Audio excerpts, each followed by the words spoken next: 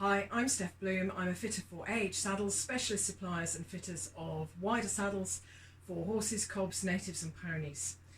Today is the in-depth guide to our GPJ saddle, one of our GP range obviously, and this has been designed just to give a little bit more space for jumping. It's still a neat GP, as most of ours are. As you can see, it's not a big bulky GP at all, but it has been designed to give a little bit more knee room for a shorter stirrup. We have made this model for several years now. It's got quite a history to it, and it was originally a tree we sought out to replace ones that we'd used in the past, which there was one that was flatter for the rider, one that was deeper for the rider either side of this saddle, and yet the rails were not flat enough for the way that we wanted to fit. So we searched this tree out, sorted out, and now we make an awful lot of saddles on this tree, and I think a lot of you will be familiar with the GPJ. So in terms of the tree, it is the same tree that is in the Luxe Working Hunter and the Elite VSD, if you've seen those videos, and also it's almost identical to the saddle that's in the Affinity. It's also very similar to those in the Ebony, so it's quite a wide range of saddles and it's quite a generalist tree. It's still very flat in the rails. So although the seat isn't as flat for the rider, the crucial bit for fitting the horse, the rails in the middle, are still flat, and I have often fitted this to very flat backs. So there's really not a problem with that, but it won't fit all very wide flat backs, and we'll talk about that in detail. The pommel is a little higher, the cantle then has to be higher again compared to our other saddles. The cantle has to be higher to balance the pommel, otherwise you sit in the wrong part of the seat. So it is a super comfy seat. I would say all of our saddles, most people find very comfortable, but this can be a little bit of one of those moments if you get into it and go, oh, it's proper comfy.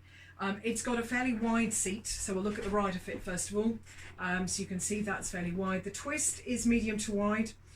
Again, you wouldn't want to be going much narrower on the wide horses that we fit, because you end up with the rails too close together and they just don't work on wider backs. At the front we've got, as I say, slightly higher pommel. It's going to give you that little bit of depth, and for some riders that will give a really nice feeling of security, but ultimately it's about the best fit on the horse, and sometimes you'll feel more secure in the flatter seat if it fits better because it will be stable. This saddle for the rider, we sometimes describe it as the best saddle for a lot of male riders, particularly if they are just leisure riders, and it's a great hunting saddle. So it's going to give you a bit more security than a lot of flat-seated jumping saddles. It's got decent blocks on it, yeah, it is going to give you a huge amount of security without being too straight cut or the block being in the wrong place. So moving on, for the rider, we have a different block compared to our other GP saddles. So this is the odd one out for our GP saddle. It has a higher set, wider at the top and more tapered, so more triangular block. Now, I would class this as a thigh block. These words tend to be a bit interchangeable, but to me, because it sits above the knee sitting down here below the block, because it sits above the block, it's a thigh block. We do have a rear block.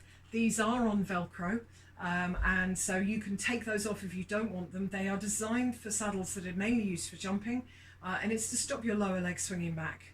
Some people really like them, sometimes they get in the way, so we have for some time put them on Velcro so you can choose whether to use them or not. You can see we have our 4-strap girthing. We have the point strap attached to the back of the tree point, which is this bit up here.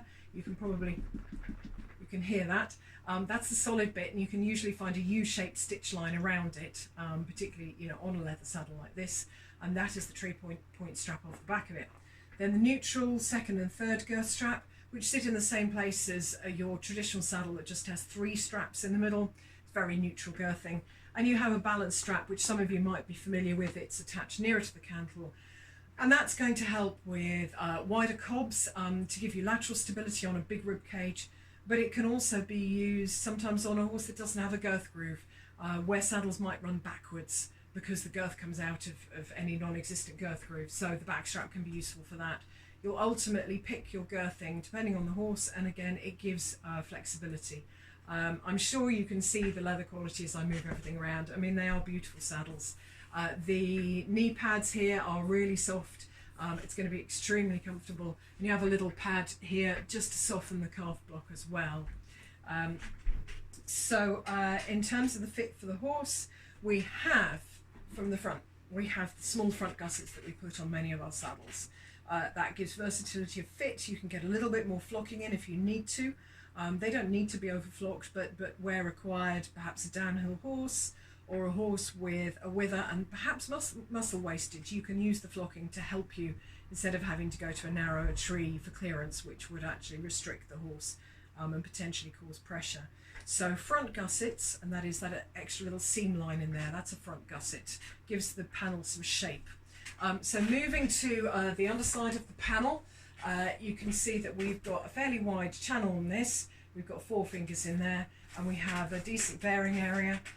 Fairly wide seat. As I said, for the rider it is a fairly wide seat. You need to have a horse with a reasonably well sprung rib cage to take a wide seat. You can't just go for that in order to give the rider more room. So wide channel for the horse, reasonably wide seat, which affects both the horse and the rider.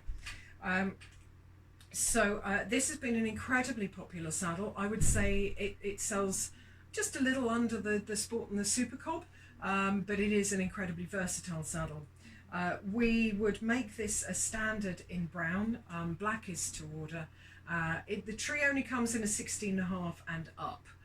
So 16.5, 17 almost always in stock. 17.5 maybe in stock or maybe made to order for you, but that's with a standard 14-day trial as it is a standard saddle. 18 would be a custom order, but you'd be able to try 17.5 first. They do have a short footprint, so this is something that we have to talk to people about when they're looking for second hand. We have shortened this over time, so the last 4 or 5 years this has been pretty short, but before that it was a little bit longer, and you may find that means you have to go down a seat size if you're looking at the older models. So that's something to chat to your local fitter about to be sure you know exactly what you're buying. In terms of width, this will fit from a wide fit. We can make them in a wide fit. We don't normally stock them in a wide fit, and we could even do a medium wide if we felt it was appropriate for the horse. That is a 3 or a 4 fit, so wide is a 4 fit. Extra wide, double extra wide is standard territory for this saddle. And it may go on the odd horse that is treble extra wide, so that's a 5, 6 and a 7 fit that this would be generally good for. We would fit this to a wide variety of breeds, so I've got them on really flat-backed Connemara's because the rails are flat enough, even though there's a little bit more pommel height. And yes, you would find that there would be a little bit more clearance over the wither than there might be if I had fitted a Sport GP, or certainly more clearance than a Super Cob. Some horses will fit more than one saddle, more than one tree, and we'll just be deciding which the rider prefers, which gives the better stability, taking all those things into account. I've got them on draft horses. I've got a Suffolk Punch in one, a Shire in one, and any of the natives that might have a little bit more wither but have that well-sprung rib cage, so Dale's ponies. It's a really versatile saddle. It would be one that we would fit to a lot of the perhaps finer breeds. Arabs, this can go beautifully on Arabs who have a little more shape to their back, just a little bit more wither, and it is a nice short panel, as I say, so you can get a decent seat size on them. And we're going to be fitting it to draft crosses, even the wider thoroughbreds. There's all sorts of horses that might be fitted very well into this. So that's our most forward cut GP saddle. It's with the round cantle, which gives the deeper seat, so a classic for a really secure saddle that you might pop over jumps in. So that is the GPJ from AH Saddles.